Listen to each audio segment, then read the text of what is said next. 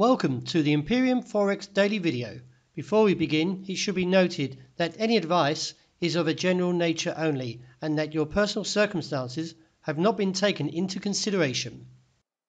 Hello everyone, my name is Rob Clayton and thank you very much for joining me. But overnight the Australian dollar takes another leap to the upside and takes the challenge higher towards the 80-cent region after printing a high of 79.78. It should be noted that from a technical point, I'm not bullish at these levels. Now, if you look back in last year, around June, we had two stabs at 80 cents. And then in September, we had two more stabs. And you can see here the technical implication was overbought as well, like we are currently, and also with bearish divergence.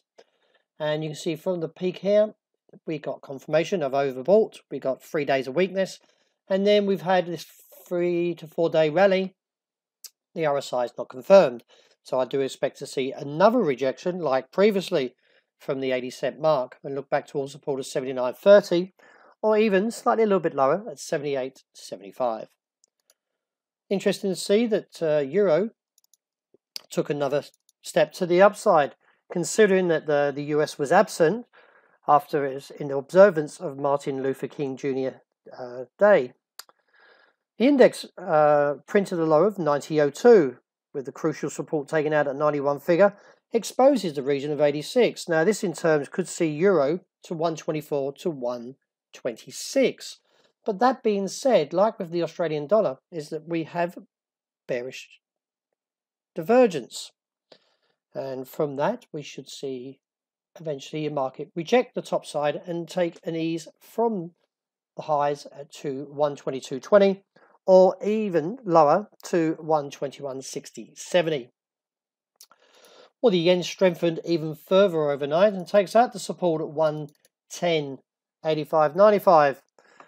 For the sixth consecutive day that the yen has strengthened is the fact that the market is now looking down towards 110.35 to 109.65, with the overnight low being 31. Does question whether this support can actually hold, but I do feel that from a technical point we are oversold and towards 109.65 should find good demand and see a re-challenge back to these highs around 110.90 to 111.80.85. Well, the pound took a challenge to the upside and hit a high of 138.19 and very close now to the Brexit levels around 140.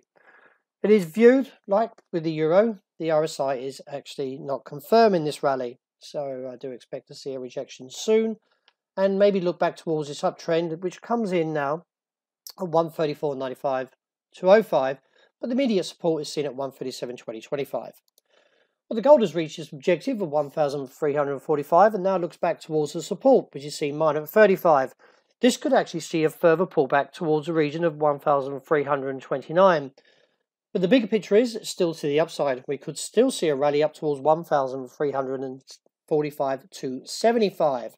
So I'm not getting too bearish, but you can see like with the other markets, with the sterling and euro and Aussie, we've got bearish divergence. So with this high printed, the next high, the RSI was dropping while the market was rallying. So I do expect to see a rejection rather soon.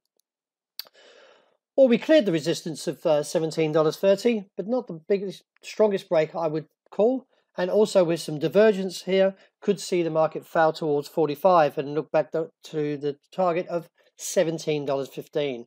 But the bigger picture is I still like to see the market rally further, maybe up to $18 eventually. And to round off with oil, well, the market is still poising to the upside and looking to that objective of $66 a barrel. But you can see from the RSI, I am actually selling towards that region. I feel the market will fail. We've got overbought weeklies, we've got overbought dailies. So I do expect to see a rejection and look back towards 64.15. So that wraps up for today. Thank you very much for joining me. And I hope you enjoy the day that's ahead.